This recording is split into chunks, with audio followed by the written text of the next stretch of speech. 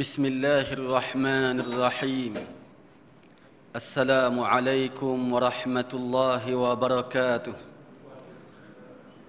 إن الحمد لله نحمده ونستعينه ونستهديه ونستغفره ونعوذ بالله من شرور أنفسنا ومن سيئات أعمالنا. من يهده الله فلا مضل له ومن يضلله فلا هادي له. أشهد أن لا إله إلا الله وأن محمدا عبده ورسوله. اللهم صل على محمد وعلى آل محمد. اللهم أرنا الحق حقا وارزقنا اتباعه وأرنا الباطل باطلا وارزقنا اجتنابه. أما بعد. Muslimin dan muslimat, tuan-tuan dan puan-puan yang dirahmati Allah sekalian. Kita masih lagi membicarakan berkenaan dengan sirah perjalanan hidup baginda Rasulullah sallallahu alaihi wasallam, yang mana dalam pertemuan yang lalu kita telah menyentuh berkaitan dengan hari-hari terakhir baginda Rasulullah sallallahu alaihi wasallam sebelum wafat. Kita telah menyebut bagaimana sebelum baginda meninggal dunia, seolah-olah baginda telah memaklumkan dan memberikan isyarat kepada para sahabat bahawa baginda tidak lama lagi akan meninggalkan mereka, meninggalkan dunia ini. Ini jelas dalam beberapa peristiwa Nabi sallallahu alaihi wasallam, umpamanya ketika melakukan ibadat haji, Hajjatul Wada'. Nabi menyebut kepada para sahabat kemungkinan baginda tidak akan datang lagi untuk menunaikan haji di tempat tersebut, menunaikan ibadat haji di Mekah selepas daripada itu. Bahkan beberapa kali Nabi sallallahu alaihi wasallam menunjukkan ataupun memaklumkan, memberitahu tentang bagaimana baginda akan bersama-sama dengan orang-orang yang telah pun meninggal dunia.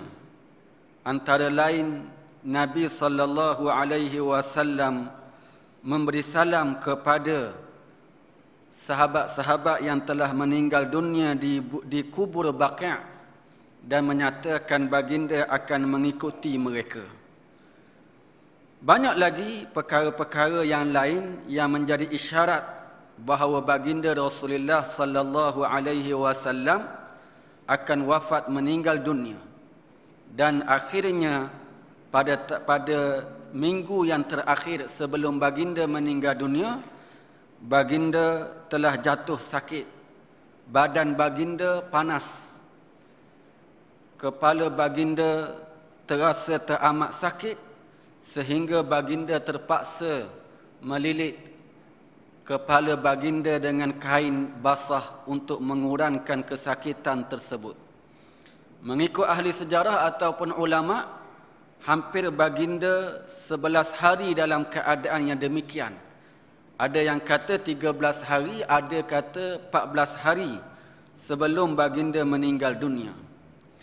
Tuan-tuan yang dirahmati Allah, Nabi yang dalam keadaan kesakitan yang sedemikian rupa, diceritakan bahawa baginda telah menaiki mimbar, lantas menyampaikan ucapan baginda kepada para sahabat ridwanullah alaihim ajma'in. Man kuntu jallattu lahu dhahra fahadha dhahri falyastaqid minhu wa man kuntu syatamtu lahu arada fahadha ardi falyastaqid minhu. Nabi menyatakan, sesiapa yang pernah aku pukul belakangnya, maka ini belakangku, silalah balas. sesiapa yang pernah aku katakan dengan perkataan yang tidak baik sehingga menjatuhkan maruahnya, maka inilah dia maruahku, sila balas. Nabi SAW meminta supaya para sahabat membalas kalau sekiranya ada kesilapan yang baginda pernah lakukan sebelum ini. Ini kerana Nabi yang sudah merasai bahawa akan meninggalkan mereka semua. Nabi tidak mahu berada dalam keadaan berhutang. Bukan sekadar berhutang duit, bahkan berhutang dari sudut perbuatan perkara-perkara yang tidak disukai oleh para sahabat ridwanullah alaihim ajma'in. Dalam hal ini tuan-tuan, saya nak bawa satu kisah yang tersebar dalam WhatsApp. Dalam Telegram pun ada, dalam Facebook pun ada. Satu kisah yang mana kisah ini hampir sama dengan apa yang kita ceritakan tadi. Kisah yang menyebut tentang seorang lelaki sahabat Nabi yang bernama Akasyah yang ingin memukul baginda Rasulullah sallallahu alaihi wasallam apabila baginda menawarkan untuk baginda dipukul kalau sekiranya pernah baginda memukul para sahabat baginda sebagaimana yang kita ceritakan tadi. Kisah yang berlaku ialah yang diceritakan dalam WhatsApp ini, dalam kisah ini. Disebut bagaimana Rasulullah sallallahu alaihi wasallam yang dalam keadaan berdiri di atas mimbar memaklumkan kalau sekiranya ada aku melakukan perkara yang mana ia dianggap hutang, sila bangun aku selesaikan hutang tersebut. Nabi sebut. Dan Nabi katakan, kerana aku tidak mahu bertemu Tuhan dalam keadaan ada hutang dengan manusia. Nabi kata, aku akan pergi bertemu dengan Tuhan tidak lama lagi. Ketika itu semua sahabat diam. Ada di antara mereka yang berkata, kami tidak ada apa-apa hutang dengan kamu ya Rasulullah. Sebenarnya kamilah yang banyak berhutang dengan kamu. Rasulullah mengulangnya beberapa kali. Tiba-tiba bangun seorang lelaki yang bernama Akasyah. Ada yang sebut Ukasyah. Ukasyah menyatakan, ya Rasulullah, aku ingin ceritakan dahulu perkara ini. Andainya ia dikira hutang, maka aku minta engkau jelaskan. Andainya ianya bukan hutang, maka tidak perlulah engkau berbuat apa-apa. Dia pun menceritakan kepada Rasulullah, iaitu ketika berada di dalam peperangan Uhud, baginda telah memukul dengan cemetinya ke belakang kuda. Sebab Nabi nak bawa kuda dengan laju, Nabi pukul kuda tersebut dengan cemeti. Tiba-tiba cemeti itu kena pada dada Ukasyah. Ukasyah kata, cemeti itu kena pada dadaku, tidak kena pada belakang kuda. Lalu Rasulullah mengatakan, kalau itulah yang berlaku, itu adalah hutang. Aku sanggup untuk engkau membayarnya. Tuan-tuan, apabila begitu keadaannya, para sahabat mula rasa terkejut dengan tindakan Ukasyah tadi. Nabi telah mengarahkan Sayyidina Bilal untuk mengambil cemeti tersebut di rumah anaknya Fatimah. Apabila Fatimah diberitahu oleh Bilal, ataupun apabila Bilal pergi ke rumah Fatimah untuk mengambil cemeti, Fatimah bertanya untuk apa cemeti itu. Bilal mengatakan ini akan digunakan oleh Akasyah untuk memukul Rasulullah sallallahu alaihi wasallam. Terperanjat dan menangis Fatimah seraya berkata, kenapa Akasyah hendak pukul ayahku Rasulullah? Ayahku sedang sakit. Kalau nak pukul, pukullah aku, ini anaknya. Bilal menjawab, sesungguhnya ini adalah urusan antara mereka berdua. Bilal pun membawa cemeti tersebut. Setelah mengambil cemeti, Akasyah mara ke hadapan menuju ke mimbar. Tiba-tiba bangun Abu Bakar menghalang Akasyah sambil berkata, "Wahai Akasyah, kalau kamu hendak pukul, pukullah aku. Aku orang yang mula-mula beriman dengan apa yang Rasulullah sampaikan. Akulah temannya di kala suka dan duka. Kalau hendak engkau pukul, pukullah aku." Lalu jawab Rasulullah, "Duduklah kamu wahai Abu Bakar. Ini bukan urusan kamu di antara aku dengan Akasyah." Panjang lagi cerita tuan-tuan. Tiba-tiba bangun pula Saidina Umar minta digantikan dirinya dengan Nabi Muhammad sallallahu alaihi wasallam juga untuk dipukul. Nabi tetap minta Saidina Umar duduk. Bangun pula Saidina Ali karramallahu wajhah minta supaya ditukar tubuhnya dengan tubuh Rasulullah. Lalu Nabi juga minta supaya Saidina Ali duduk. Mara lagi Akasyah nak pergi ke mimbar.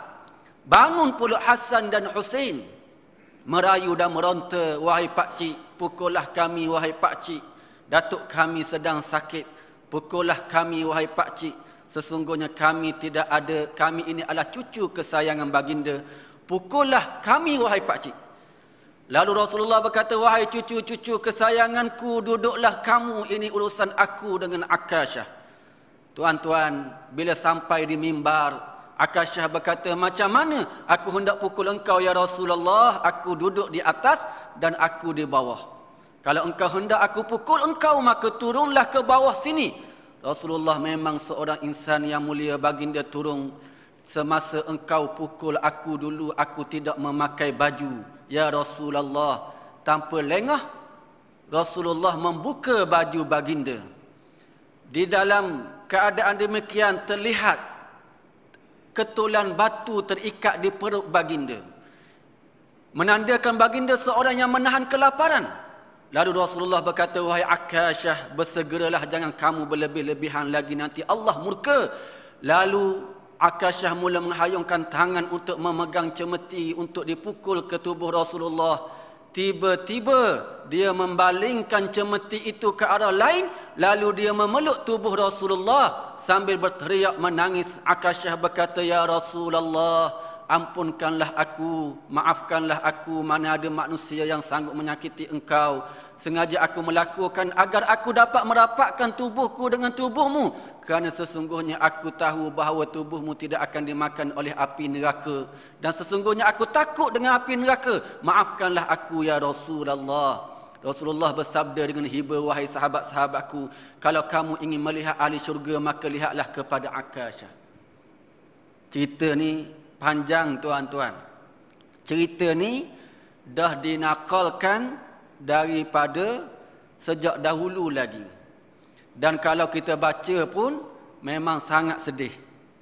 Kita baca pun mungkin menitiskan air mata, bahkan ditulis di sini, "Menangislah sepuas-puasnya, moga dengan tangisanmu dapat membuktikan kecintaan kita kepada kekasih kita Nabi Muhammad sallallahu alaihi wasallam." Saya baca pun rasa sedih. Tapi nak maklumkan, nak beritahu kepada tuan-tuan, walaupun kisah ni nampak hampir sama dengan apa yang kita baca tadi, kisah ini adalah kisah rekaan. Kisah ini adalah palsu, direka dan dinasabkan kepada disandarkan kepada baginda Rasulullah sallallahu alaihi wasallam dan Akasyah. Mungkin tuan-tuan pernah terima cerita ni. Saya saja baca balik sebab dah tersebar, orang kata viral ke apa. Hebat sangat dah tersebar sana sini. Memang kalau kita baca tu nampak baguslah, rasa nak timbul lagi kasih sayang kita kepada baginda. Tapi kita kena ingat, "Man kadzdzaba alayya muta'ammidan falyatabawwa maq'aduhu minan nar." Sesiapa yang berbohong ke atasku, reka-reka cerita, maka dia telah menempah tempatnya di dalam neraka Allah Azza wa Jal. Walaupun cerita tu cerita yang baik, bukan cerita yang buruk. Jadi saya nak sebut je lah untuk pengetahuan. Cumanya tuan-tuan tak dinafikan memang ada satu kisah yang lain lagi. Yang ini tak disebut tapi berlaku sungguh. Ini memang cerita yang benar. Yang berlaku kepada Sawad dalam satu peperangan juga. Nabi SAW telah membuat barisan. Para sahabat diminta buat barisan. Tiba-tiba sahabat Nabi yang bernama Sawad ini ke depan sikit. Bukan kerana perut Sawad tu borai. PJK perut jalan ke depan tak. Memang dia tu duduk ke depan sikit. Jadi Nabi pun jolok dengan hulu pedang. Tengah riwayat kata dengan anak panah dan macam-macam. Yang pentingnya Nabi tekan perut dia tu suruh ke belakang sikit. Lalu apabila Nabi tawarkan dalam peristiwa sebelum baginda meninggal dunia ini, Sawad pun beritahu, ya Rasulullah, dulu engkau pernah menyakitkan aku. Engkau pernah tekan perut aku ini untuk aku berada dalam saf, berada dalam barisan ketika dalam satu peperangan. Jadi aku nak minta untuk aku dapat balas balik apa yang kamu lakukan tersebut. Tuan-tuan yang dirahmati Allah, ketika itu memang para sahabat pun terkejut. Dan Nabi kata, ya engkau boleh balas balik tindakan yang aku lakukan tersebut. Lantas Sawad kata, ketika engkau jolok perut aku itu ya Rasulullah, tekan perut aku ketika itu ya Rasulullah, kena kulit aku. Jadi aku nak engkau angkat baju engkau supaya aku dapat tekan perut engkau juga dengan sesuatu, dengan ulu pedang. Jadi ia kena pada kulit engkau. Nabi pun angkat, walaupun dalam keadaan yang sakit demikian, Nabi angkat baju baginda, dan ketika itulah Sawad telah memeluk tubuh baginda Rasulullah sallallahu alaihi wasallam. Ini memang yang betul, ini yang benar. Disebut oleh ulama yang tadi itu Imam Suyuti dan juga Imam Ibnul Jauzi dalam kitab mereka berdua mengatakan yang Akasyah tadi itu kisah yang tak betul. Imam Suyuti yang menyebut demikian dan Imam Ibnul Jauzi. Adapun kisah As-Sawad tadi, saya tak jumpa lagi mana-mana ulama yang kata ia adalah kisah yang tidak benar.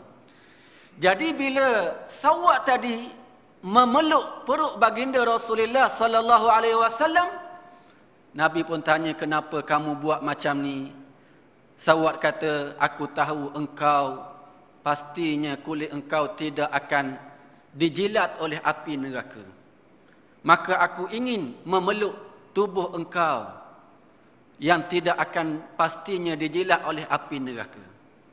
Lantas Nabi mengatakan, sesiapa yang menyentuh kulitnya dengan kulitku, maka kulitnya juga tidak akan disentuh oleh api neraka. Sawad telah juga mendapat kelebihan, antaranya tidak akan dimasukkan ke dalam neraka, dijamin syurga oleh Rasulullah sallallahu alaihi wasallam. Jadi tuan-tuan, kisah yang Akasyah tadi kisah yang kurang betul, kurang tepat. Kalau ada tersebar, tulislah awal-awal. Imam Suyuti dan juga Imam Ibnul Jauzi kata kisah itu palsu. Biar kita ada pahala sikit insya-Allah untuk sama-sama kita menghalang, walaupun cerita itu perkara baik, cerita yang baik, tapi ia adalah cerita yang bohong untuk ke atas Rasulullah sallallahu alaihi wasallam. Diceritakan bagaimana apabila Nabi sallallahu alaihi wasallam turun daripada mimbar tadi, Nabi solat zuhur. Dan kemudian datanglah seorang lelaki memberitahu kepada baginda bahawa baginda pernah berhutang sebanyak 3 dirham. Maka Al-Fadlu, iaitu khadam kepada Sayyidina Abbas radhiyallahu anhu, diminta oleh Rasulullah untuk bayar balik hutang sebanyak 3 dirham tadi. Kemudian diceritakan bagaimana Rasulullah bersabda, inna abdan khayyarahu Allah an ya'tiyahu min zahratid dunya ma syaa. Ada seorang hamba Allah yang Allah Ta'ala telah berikan pilihan kepadanya. Untuk Allah berikan kepadanya kemewahan dunia kalau dia kehendaki. Tetapi dia telah memilih apa yang ada di sisi Allah dengan menolak kemewahan dunia tersebut. Tiba-tiba Saidina Abu Bakar menangis. Saidina Abu Bakar berkata, demi ayahku dan juga ibuku, aku sanggup berkorban untukmu ya Rasulullah. Para sahabat lain jadi pelik.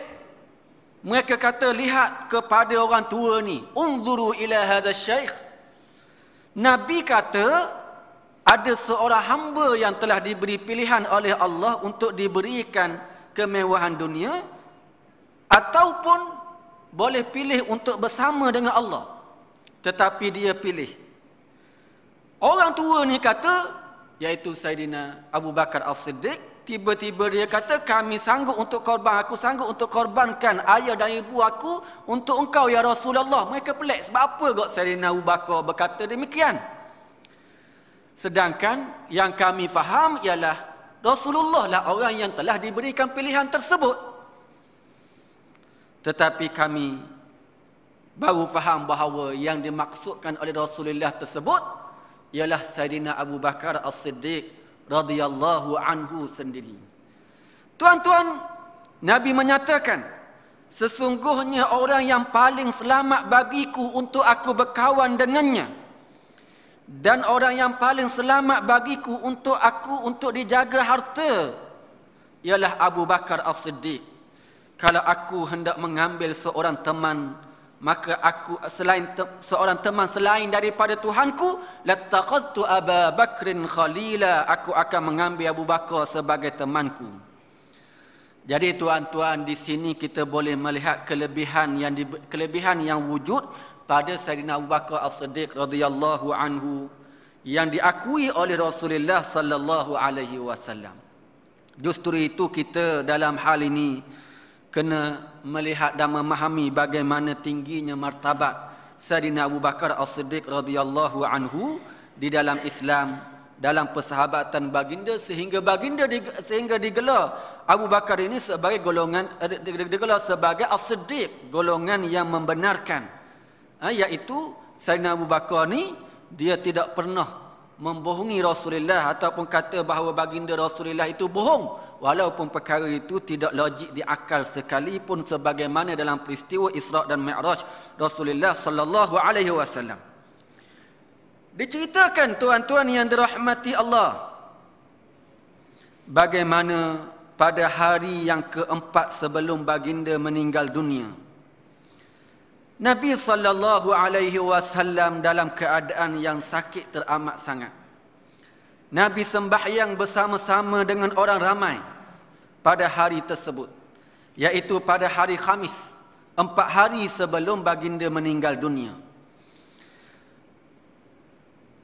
Nabi sallallahu alaihi wasallam kemudiannya pada waktu Isya', tubuh baginda makin sakit. Sakit baginda makin berat, sehingga baginda tak mampu nak keluar daripada masjid, nak keluar ke masjid.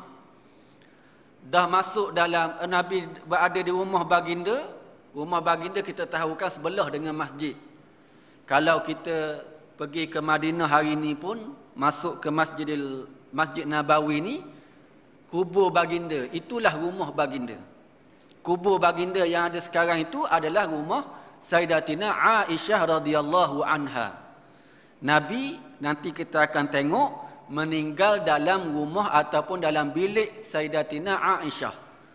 Jadi mengikut apa yang diberitahu oleh baginda bahawa para nabi dikuburkan di tempat mereka meninggal dunia, maka Nabi telah dikuburkan di tempat itu juga, iaitu di dalam bilik Sayyidatina Aisyah. Justru itu rumah Nabi ataupun rumah Sayyidatina Aisyah ni sebelah je. Sebelah dengan masjid. Nabi pada malam hari yang keempat sebelum baginda meninggal dunia ini, Nabi sakit yang teramat sangat, sehingga solat isyak, baginda bertanya kepada para sahabat, "Asalliyan nas?" Adakah orang ramai dah sembahyang? Nabi rasa tak larat sangat ni. Nabi rasa tak mampu nak keluar. Jadi Nabi tanya, adakah orang ramai dah sembahyang? Kami pun menjawab, para sahabat menjawab, "Tidak wahai Rasulullah." Para sahabat yang ada bersama dengan baginda, "Wahum yantaziruna," mereka menunggu engkau ya Rasulullah. Mereka tak sembahyang lagi, mereka tetap tunggu engkau. Lalu Nabi kata, "Kalau macam tu, letakkan air dalam talam." Lalu kami letakkan air dalam talam. Baginda pun mandi. Dan kemudian baginda bersuci. Tiba-tiba baginda pitam. Pengsang tak sedarkan diri.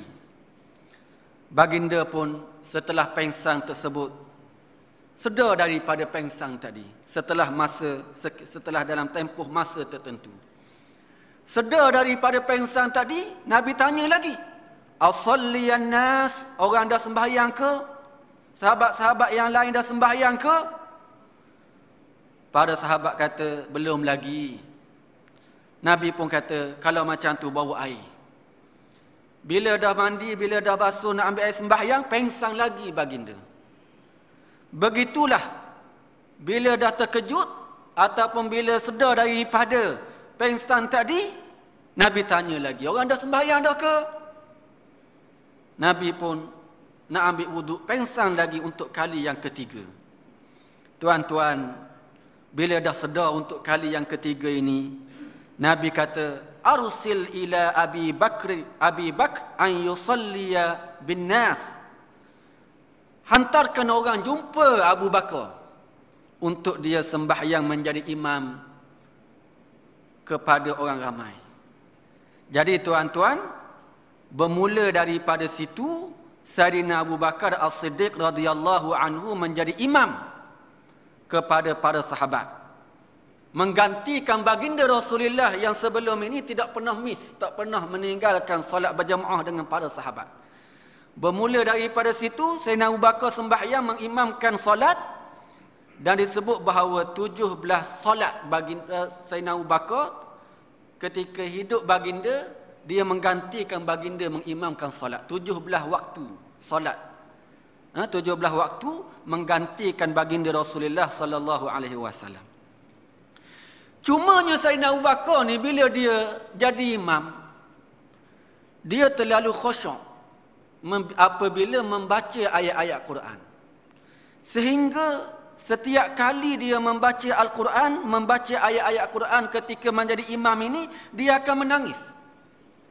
Sayyidina Abu Bakar ni dia seorang yang lembut hatinya. Orang yang kuat keyakinannya kepada Allah. Jadi bila baca ayat-ayat tertentu, dia akan menangis. Menyebabkan anak Sayyidina Abu Bakar sendiri, Sayyidatina Aisyah, isteri Rasulullah, kata kepada baginda, minta supaya diganti dengan orang lain. Sayyidina Abu Bakar ni, ayahku ni, dia ni duk menangis dalam solat dia ketika jadi imam. Duk menangis je.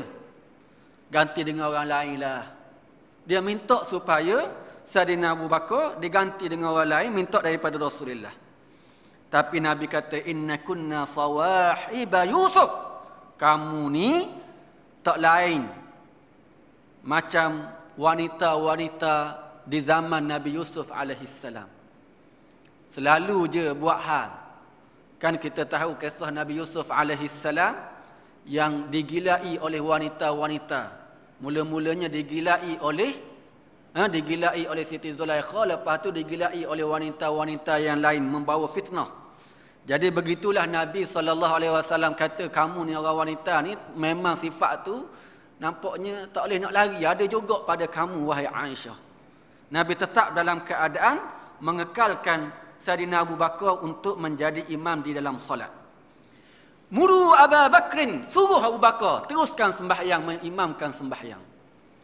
Tuan-tuan, ini menunjukkan bagaimana Sayyidina Abu Bakar yang memang dah ada kelebihan, diberikan lagi kelebihan untuk mengimamkan sembahyang. Itu sudah menjadi syarat ataupun menjadi isyarat yang jelas kepada kita bahawa baginda melihat Saidina Abu Bakar lah yang layak untuk menggantikan urusan pemerintahan ataupun apa-apa urusan selepas baginda meninggal wafat. Ini menjadi isyarat sebab Nabi melantik Saidina Abu Bakar As-Siddiq untuk menjadi imam. Jadi tuan-tuan, kalau kita lihat di sini bagaimana Rasulullah sallallahu alaihi wasallam telah melihat Saidina Abu Bakar lah yang paling layak untuk memimpin umat Islam selepas baginda Rasulullah. Jadi kalau ada golongan, umpamanya golongan Syiah yang menyatakan Saidina Abu Bakar ni tak layak jadi pemimpin khalifah kepada Rasulullah, khalifah pemimpin untuk orang Islam, maka dakwaan itu tidak benar. Dakwaan itu tidak betul. Rasulullah sallallahu alaihi wasallam telah pun memberikan isyarat kepada para sahabat baginda untuk melantik Saidina Abu Bakar As-Siddiq. Seterusnya, sehari ataupun 2 hari sebelum baginda meninggal dunia, iaitu pada hari Sabtu ataupun pada hari Ahad. Setelah beberapa hari tadi baginda tak solat berjemaah, tiba-tiba hari Sabtu ataupun hari Ahad sebelum baginda meninggal hari Isnin. Hari Isnin, hari yang seterusnya. Sehari sebelum baginda meninggal ataupun 2 hari sebelum baginda meninggal, ini ada syok di kalangan perawi cerita tentang kisah Rasulullah ini. Sakit baginda dah rasa ringan sikit. Lalu baginda keluar untuk solat. Pada waktu itu solat zuhur. Lantas orang ramai melihat Nabi yang keluar tadi, yang sebelum ni tidak solat berjemaah dengan mereka. Dan dilihat juga oleh Saidina Abu Bakar As-Siddiq yang dah bersedia nak jadi imam. Duduk di depan dah. Duduk di depan nak jadi imam dah. Saidina Abu Bakar ni, dia nak ke belakang lah bila dah tengok Nabi keluar nak solat. Nabi pun kata, Nabi bagi isyarat kepada Saidina Abu Bakar kekal di situ. Tak perlu ke belakang untuk berada dalam saf. Tapi Nabi bersabda, ajlisani ila jambi. Dudukkan aku di sebelahnya. Lalu para sahabat papah Rasulullah dudukkan baginda di sebelah kiri Saidina Abu Bakar. Maknanya Saidina Abu Bakar duduk sebelah kanan lah. Sebelah kanan Rasulullah. Kan, sebelah kanan Rasulullah duduk sebelah kiri Saidina Abu Bakar.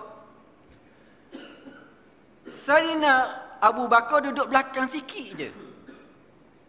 Di belakang Rasulullah, dan Nabi lah yang mengimamkan solat pada waktu tersebut. Sebab Nabi duduk depan. Nabi yang imamkan solat, dan Nabi waktu itu sakit. Jadi suara Nabi pun memang tak kuat. Jadi yang menyampaikan takbir perpindahan antara rukun tadi ialah Saidina Abu Bakar. Sebab Saidina Abu Bakar yang duduk paling rapat dengan Rasulullah, dengar Nabi sebut Allahu Akbar, dialah Allahu Akbar. Supaya para sahabat yang lain yang sembahyang berjemaah pada waktu tersebut dengar untuk perpindahan rukun yang seterusnya. Tuan-tuan, dalam hal ini saya nak sebut sikit. Kita ni biasa duk faham dalam bab solat berjemaah ni, kena, kalau yang jadi amalan biasanya bila solat berjemaah 2 orang, kita biasanya duduk terlalu jauh dengan imam. Memang duduk sebelah kanan dah, tapi duduk jauh sangat. Kalau ini kaki imam, kita kadang-kadang duduk sini jauh sangatnya. Jauh sangat dengan kaki imam. Sepatutnya kena rapat belakang sikit je dengan kaki imam. Dia tidak jauh sampai ke belakang sini. Kalau jari dengan jari ni, jari kaki dengan jari kaki, undur sikit je. Sebab apa? Sebab ia nak menggantikan kita duduk dalam satu saf. Kan dalam satu saf kita kena rapat supaya syaitan tak duduk di celah-celah. Cumanya masalahnya kita imam dengan makmum. Tak boleh duduk satu saf. Kan? Kalau duduk satu saf tak ada dah imamnya. Untuk mengatasi masalah itu, untuk pastikan bahawa kita rapat juga antara dua, sebab duduk berdua sahaja, belakang sikit je. Belakang sikit je. Yang kedua yang saya nak sebut, bila sekiranya datang orang ketiga, orang ketiga ni boleh dua pilihan. Sama ada duduk di belakang, yang belakang yang duduk imam makmum yang pertama duduk sebelah imam tadi ke belakang. Ataupun orang yang ketiga dia duduk sebelah kiri dulu. Barulah dua-dua bergerak ke belakang dan rapat. Ataupun duduk sebelah kiri dulu, imam ke depan, rapat. Makmum rapat. Yang jadi kesilapan ramai yang orang buat, dia sentuh dulu makmum sebelum takbir. Makmum yang pertama tadi duduk sebelah imam ni, dia mari kepar, dia kata kejut makmum. Itu sebenarnya mengganggu sembahyang. Tak boleh. Kita boleh sama ada, kalau nak sentuh pun sentuh dengan slow sudahlah. Tapi selepas takbir. Kalau sebelum takbir itu dianggap kita ganggu orang sembahyang. Kalau sebelum takbir. Jadi kalau nak sentuh, sentuh selepas takbir. Ataupun dengan takbir tu kuat sikit. Kalau tak nak sentuh, Allahu Akbar, supaya disedari oleh makmum ataupun imam tadi untuk bergerak. Yang terbaik sebenarnya duduk sebelah. Bila duduk sebelah memang sedarlah ada orang sebelah ni. Paling kurang mak imam sedar, mak imam akan ke depan. Jadi kurangkan gangguan dalam solat. Itu yang seboleh mungkin kita lakukan. Seterusnya, tak semestinya kalau solat berjemaah, kita ni mesti makmum duduk belakang satu saf, imam seorang depan. Tak semestinya. Khususnya dalam keadaan tempat yang dah penuh. Contohnya surau kita ni dah penuh sangat dah. Mari solat raya umpamanya. Ataupun malam pertama bulan Ramadan. Malam pertama je. Malam kedua tak ada dah biasa. Penuh. Malam pertama bulan Ramadan. Penuh. Boleh imam di depan, makmum buat saf di tepi sikit je. Buat satu barisan ke tepi. Buat penuhkan di tepi, duduk. Buat satu saf sebelah kanan, buat satu saf sebelah kiri. Lepas tu saf yang seterusnya lah. Terus sambung. Jadi nak penuhkan ruang itu, makmum duduk di depan seorang, duduk sebelah dia seorang. Duduk buat satu saf sebelah kanan dan buat satu saf sebelah kiri. Tak ada masalah. Jangan kita rasa canggung pula. Sebab kita duduk biasanya, kalau duduk sebelah ni hanya kalau dalam keadaan berdua sahaja. Tak semestinya. Tak semestinya dalam keadaan kita dengan imam sahaja. Boleh untuk buat dalam keadaan ramai, khususnya dalam keadaan sekiranya tempat itu terlalu sempit. Tuan-tuan yang dirahmati Allah, sehari sebelum baginda meninggal dunia, iaitu pada hari Ahad, baginda telah membebaskan hamba-hamba baginda. Baginda telah mensedekahkan sebanyak 7 dinar yang baki duit yang baginda ada. Baginda tak ada duit. Hanya sebelum baginda meninggal dunia ada 7 dinar sahaja. Baginda telah menghadiahkan ataupun mensedekahkan duit tersebut sebelum baginda meninggal dunia. Baginda telah menghadiahkan pedang baginda kepada para sahabat. Pada malam sebelum baginda meninggal dunia, Sayyidatina Aisyah terpaksa meminjam minyak daripada jiran untuk memasak pada malam sebelum baginda meninggal dunia. Maknanya Nabi tak ada apa pun yang ditinggalkan. Nabi tidak ada apa di sisi baginda. Dan kemudian baju perang baginda ketika baginda meninggal dunia dalam keadaan tergadai. Baju perang baginda. Jadi baju perang baginda tersebut telah diserahkan kepada Yahudi yang telah baginda telah bergadai dengan seorang Yahudi dengan 3 cupok gandum. Nabi gadai baju perang baginda yang mahal tersebut untuk mendapatkan 3 cupok. 3 cupok gandum. Kita boleh tengok bagaimana kehidupan baginda Rasulullah sallallahu alaihi wasallam. Di akhir hidup baginda pun, walaupun baginda telah menghembuskan nafas, baginda masih dalam keadaan masih terpaksa membayar 3 cupok gandum, iaitu dengan cara menyerahkan baju besi baginda, baju perang baginda Rasulullah sallallahu alaihi wasallam. Tuan-tuan, pada hari terakhir, iaitu hari baginda meninggal dunia, ketika mana para sahabat berada dalam saf, dalam solat fajar, iaitu solat subuh, pada hari Isnin, hari yang terakhir, hari baginda meninggal dunia, iaitu pada 12 Rabiul Awal. Ini dah saya selalu sebutkan. 12 Rabiul Awal ni ada 3 peristiwa besar yang berlaku dalam hidup baginda. Yang pertama, 12 Rabiul Awal, Nabi dilahirkan. Hari Isnin juga. Pada 12 Rabiul Awal, Nabi sampai di Madinah dalam hijrah baginda.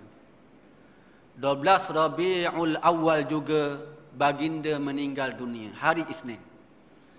Jadi kita kena ingat tiga peristiwa yang besar yang berlaku dalam hidup baginda Rasulullah sallallahu alaihi wasallam.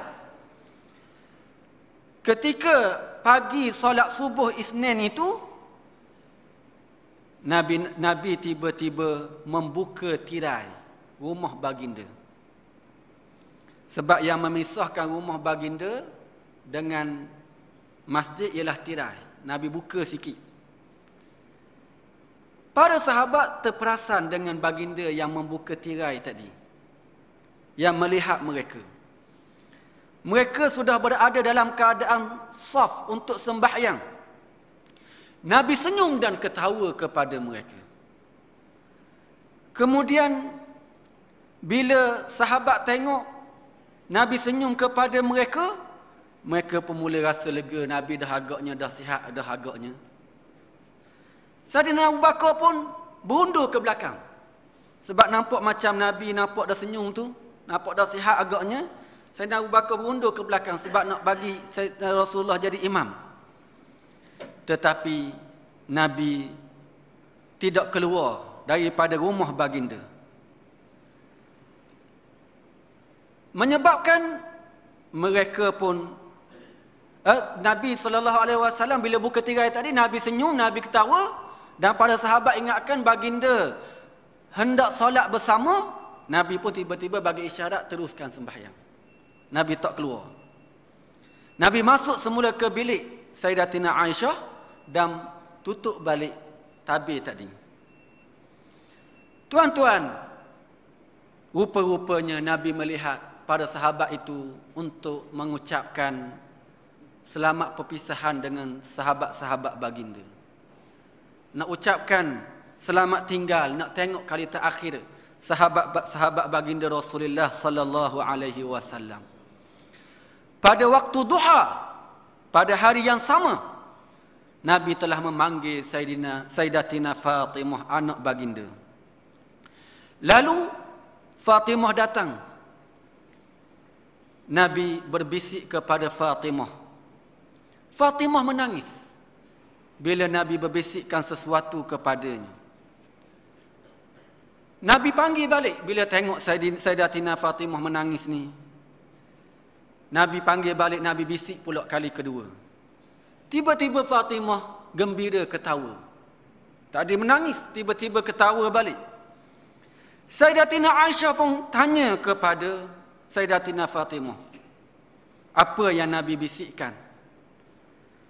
Sayyidatina Fatimah kata, Nabi beritahu bahawa sudah masa tibanya untuk baginda wafat, meninggal dunia. Kerana itu aku menangis, Fatimah kata.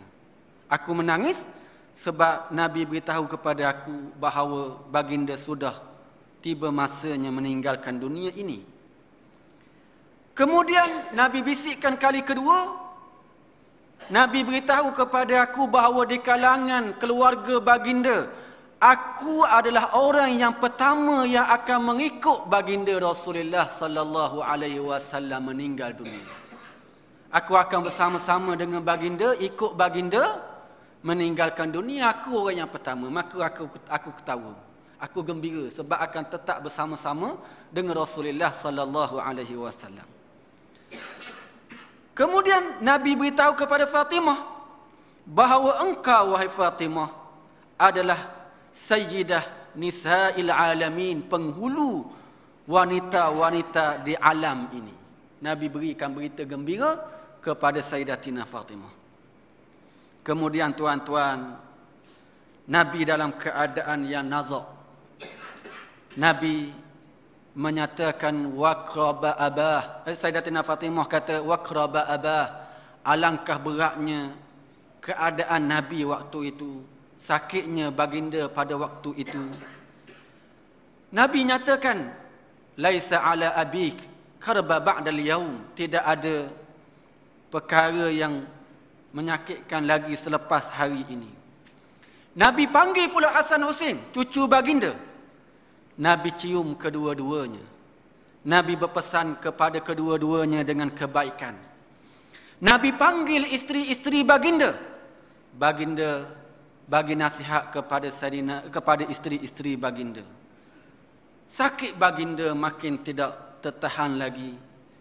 Lantas Nabi berkata kepada Aisyah, "Ya Aisyah, ma azalu ajidu alama at-ta'am alladhi akaltu bi Khaybar."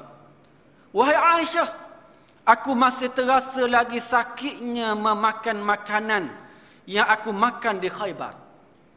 Kalau tuan-tuan masih ingat dulu, dalam peristiwa Khaybar, wanita Yahudi telah meletakkan racun ke dalam makanan baginda. Dihidangkan kepada baginda kambing panggang. Lalu ditanya kepada para sahabat wanita Yahudi ini, mana bahagian yang paling baginda sukai? Lalu dia beritahu bahagian kaki. Dia pun letak racun yang banyak di bahagian kaki, bahagian peha kambing, dan lomo pula kat tempat-tempat lain. Ketika itu Nabi bersama-sama dengan para sahabat. Ada sahabat yang terus ambil, makan dan telan. Dan Nabi pula ambil bahagian peha tadi. Sempat masuk dalam mulut, belum telan lagi. Tiba-tiba Nabi kata, peha ini, kambing ini beritahu bahawa ia telah diletak racun. Nabi buang semula, tak sempat telan. Sahabat Nabi yang makan tadi dah masuk dalam perut, meninggal dunia syahid dalam peristiwa tersebut. Jadi, rupa-rupanya Nabi sakit antara sebabnya baginda meninggal dunia, sebab sakitnya ialah kerana makan racun tadi. Walaupun tak masuk dalam perut, tapi sempat masuk dalam mulut. Kesannya masih ada sehingga baginda wafat. Kerana itu para sahabat berkata, Nabi juga adalah dari kalangan para syuhada. Walaupun Nabi tidak mati di medan perang, tetapi Nabi dikira mati dibunuh oleh Yahudi, wanita Yahudi tersebut. Sebab Nabi diracun makanannya. Kerana itu Nabi juga, para sahabat, para ulama kata, tergolong dari kalangan para syuhada. Kita lewat dah ni. Tak apalah kau. Kita nak habis sikit lagi. Saat-saat akhir Rasulullah sallallahu alaihi wasallam. Laju sikit. Tuan-tuan, kemudian Sayyidatina Aisyah cerita. Sayyidatina Aisyah kata ketika Nabi nazak, baginda bersandar pada tubuh Sayyidatina Aisyah. Dinyatakan Sayyidatina Aisyah kata, sesungguhnya nikmat Allah yang paling besar kepada aku ialah Rasulullah meninggal di rumahku dan pada hari giliranku di atas dadaku, di antara dada dan leherku. Maknanya Nabi bersandar pada dada Sayyidatina Aisyah, sehingga Sayyidatina Aisyah kata kalau Nabi bercakap, air liur yang keluar daripada tubuh, daripada mulut baginda itu bercantum dengan air liur Sayyidatina Aisyah. Maknanya dekat sangat mulut Sayyidatina Aisyah tu dengan mulut Rasulullah. Terlalu dekat. Tak semestinya keluar air liur, tapi nak beritahunya kalau bercakap keluar air liur tu bergabung ataupun berkumpul. Tiba-tiba masuk Abdul Rahman bin Abi Bakr membawa kayu sugi. Lalu Nabi bagi isyarat untuk baginda bersugi. Diambil kayu sugi tadi, Nabi pun bersugi sebelum baginda wafat. Tuan-tuan, ketika dalam keadaan sakaratul maut tersebut, Nabi mengambil bijana, mengambil air yang terdapat dalam bijana air, dalam bijana dalam bekas air, lalu baginda masukkan tangan baginda dalam bekas tersebut. Nabi pun sapu muka baginda dengan sambil berkata, La ilaha illallah. Dan kemudian Nabi pun merenung melihat ke atas. Nabi memandang ke atas. Dan mulut baginda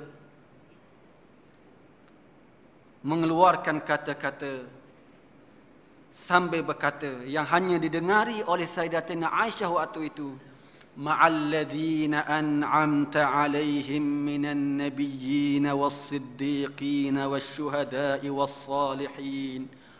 Allahumma ighfirli warhamni wa alhiqni birrafiqil a'la. Allahumma ar-rafiqil a'la. Bersama-sama dengan orang yang Allah berikan nikmat kepada mereka dari kalangan nabi-nabi, siddiqin, para syuhada dan salihin.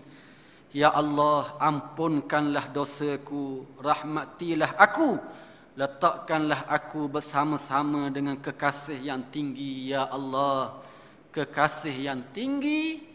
Lantas Nabi pun menghembuskan nafas yang terakhir.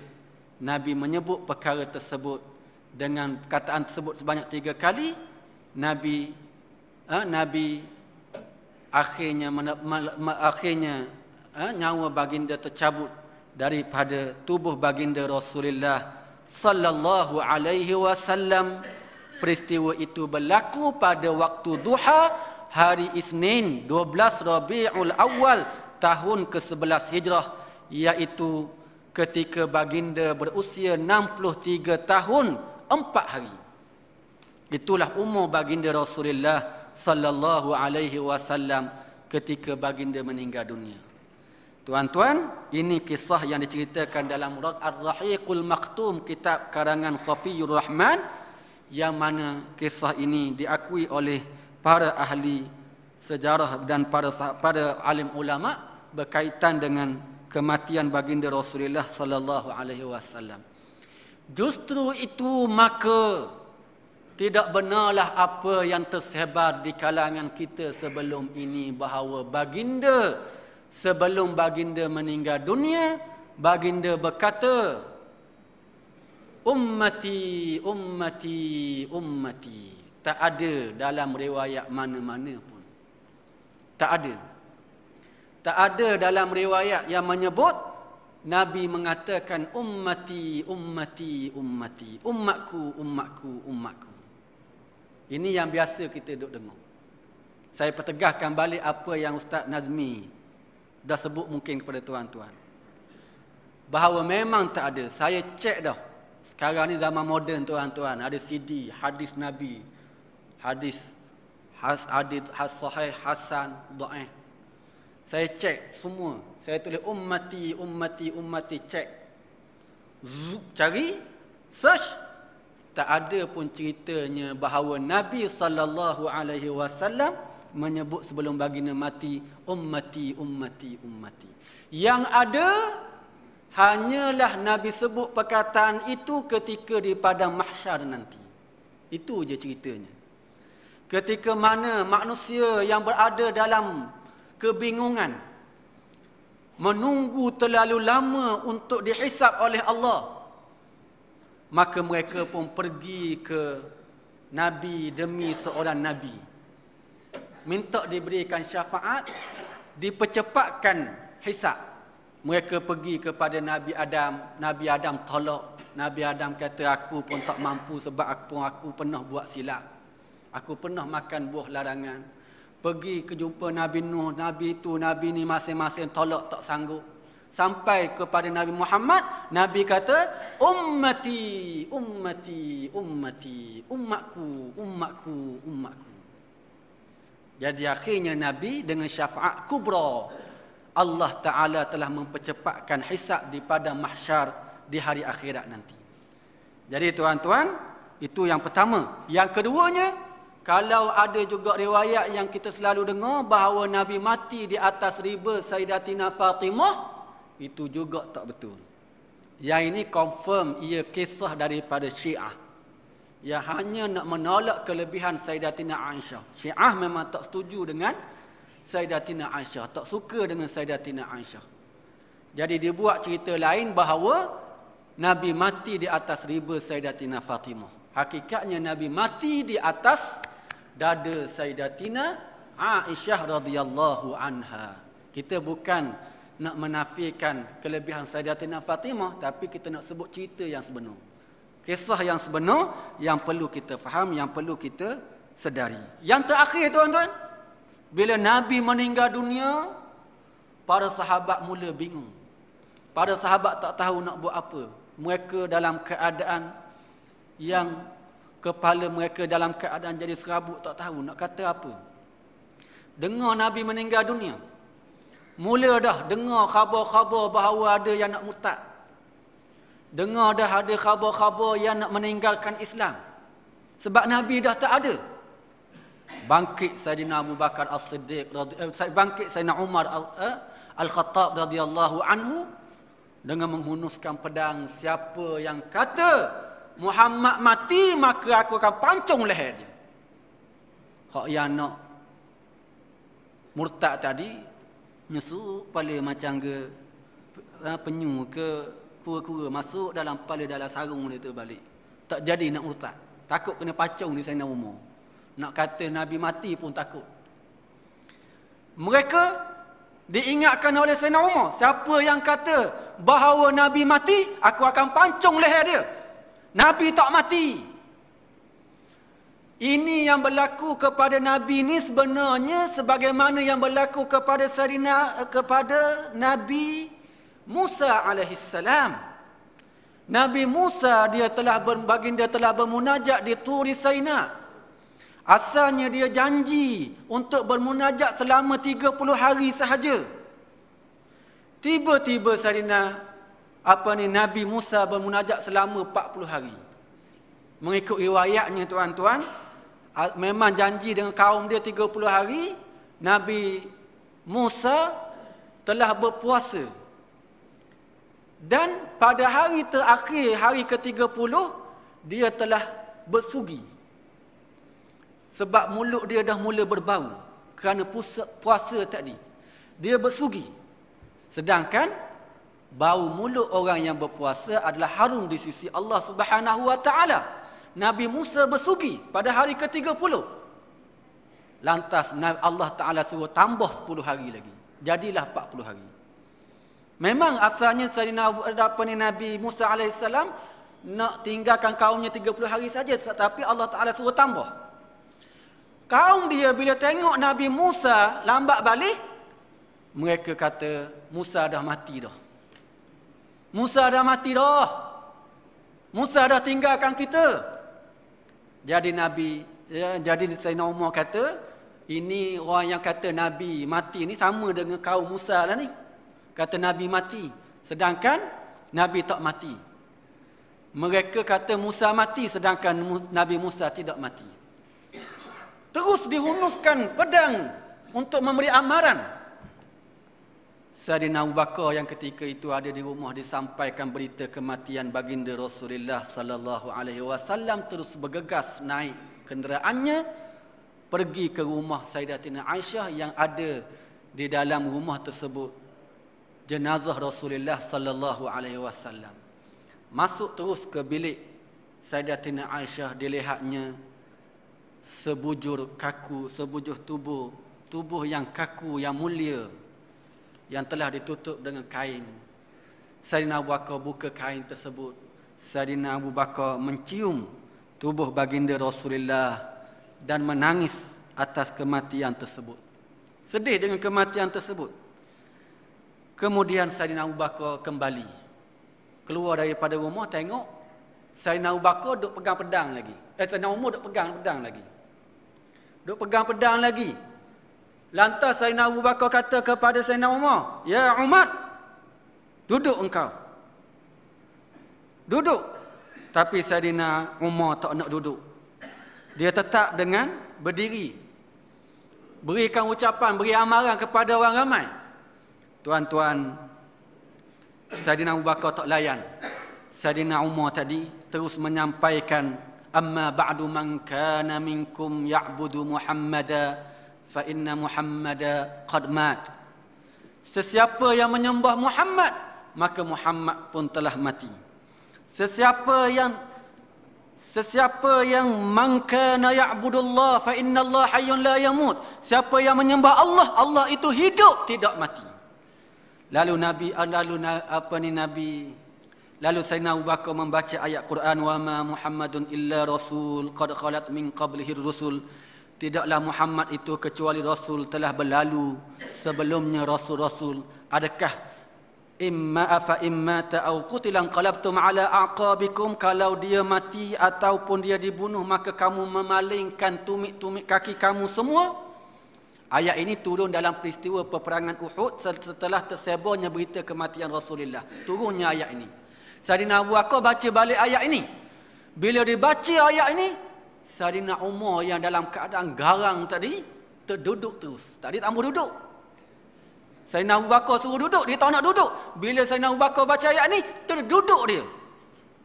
Dia kata, "Aku tak teringat pun bahawa ayat ni pernah turun sebelum ni. Ada ayat ni rupanya turun sebelum ni." Lalu dia pun mengakui bahawa Nabi sallallahu alaihi wasallam telah pun meninggal dunia. Mengakui dan mempercayai Nabi sudah pun tidak ada. Jadi tuan-tuan, akhirnya Nabi sallallahu alaihi wasallam telah disemadikan sebagaimana yang saya sebutkan tadi.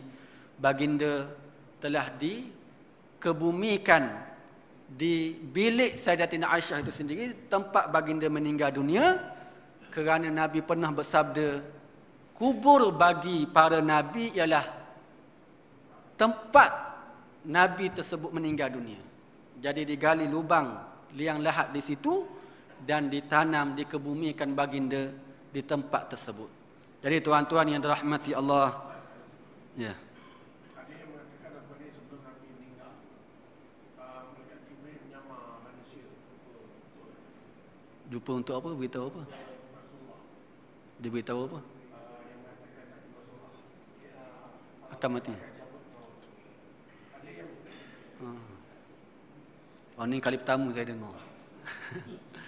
Saya kena cek semula lah. Kena cek semula.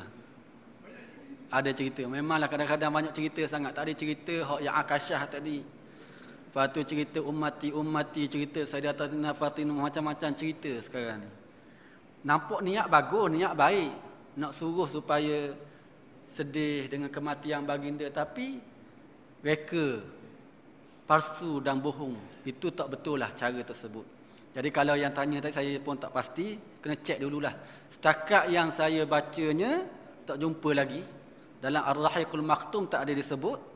Dalam kitab Fiqhus Sirah Al-Buti pun tak ada sebut. Jadi yang lain-lain itu saya tak pasti, kena cek dululah. Saya pun tak berani nak komen tentang kisah yang kata Nabi yang kata malaikat Jibril menjelma sebagai manusia, mengaku ataupun beritahu bahawa dia nak cabut nyawa Nabi Muhammad. Tapi kalau ikutkan situ pun nampak macam tak betul dah, sebab malaikat Jibril bukan mencabut nyawa. Bukan tugas malaikat Jibril. Malaikat maut. Terbalik tukar dah. Kalau yang pertama tu memang saya pesahkan salah lah. Palsu. Saya sahkan memang palsu. Yang dah tukar ni saya kena cek balik lah. Kalau yang pertama tadi saya sahkan. Tuan-tuan yang dirahmati Allah. Jadi saya setakat tu, insya-Allah pertemuan yang akan datang kita akan tengok kisah para nabi pula. Kisah para nabi, kisah Nabi Adam dan seterusnya sehinggalah kepada Nabi Isa alaihissalam untuk kita ambil pengajaran. Saya fikir insya-Allah setakat tu saja dahulu yang untuk kali ini, dan saya pohon kemaafanlah sepanjang berapa tahun dah, 2009 rasanya kuliah saya tentang sirah Nabi. 2009 saya mula pindah ke sini jadi pensyarah di UiTM tu. Lepas tu pindah ke USIM. Jadi rasanya 2009 sejak tu berapa tahun dah. Harap-harapnya moga dengan apa yang telah disampaikan ada manfaatnya ilmu yang kita dengar daripada sirah Rasulullah sallallahu alaihi wasallam ini, dan saya mohon kemaafanlah kalau ada segala kekurangan dan kesilapan. Aqulu qawli hadza wa astaghfirullahal azim li wa lakum. Wassalamualaikum warahmatullahi wabarakatuh.